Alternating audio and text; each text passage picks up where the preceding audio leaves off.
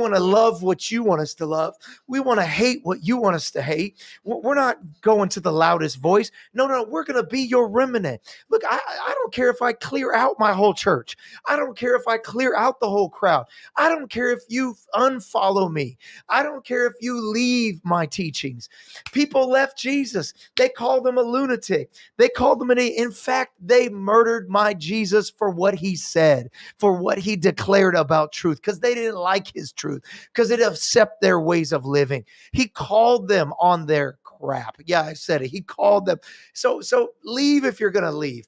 Find a new place if you're going to find. There are churches that will say, "Hey, what's your pronouns?" There are churches that will say you can be this and a Christian. There are churches that will let you stay in your sin because they don't want to ruffle any feathers, but not this church, not this pastor. Not that I don't love the sinner.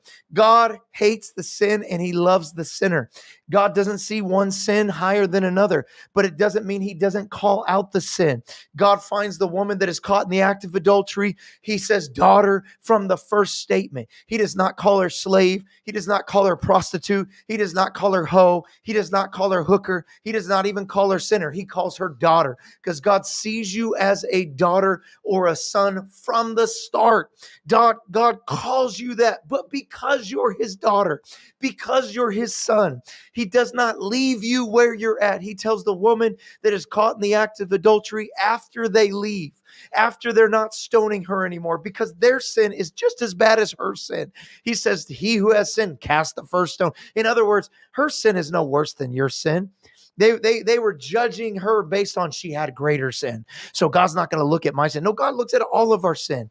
He looks as much at heterosexual sin as homosexual sin. He looks at it all the same. But God says, okay, daughter, okay, son, now get up. Now that no one condemned you, I don't condemn you. I meet you where you're at. My sermon meets you at where you're at. My truth meets you where you're at. This is the truth over your life, daughter. Even though the truth that the world says is that you're a hooker, even though the truth that the world says is that you're a sinner and that you should be shamed, here's what I declare of you, daughter. God speaks the truth, and then he doesn't speak lies. He doesn't not rock the boat. He doesn't hide the rest of the truth for later. No, he calls her to the deep. He says, go and sin no more. So he calls what she just did a sin, because it is. It's a sin. He calls it a sin. Wow. Mind blown. In the modern day church, we don't have sin anymore. We don't call sin. We say, yeah, look, stop. We're going to stand before God. Did you actually love that person? If you really call them daughter, if she's really his daughter, of course he's calling her higher. I know you didn't know this in your sin, but now that you know that you're my daughter, see, a princess doesn't have to go back to the slums.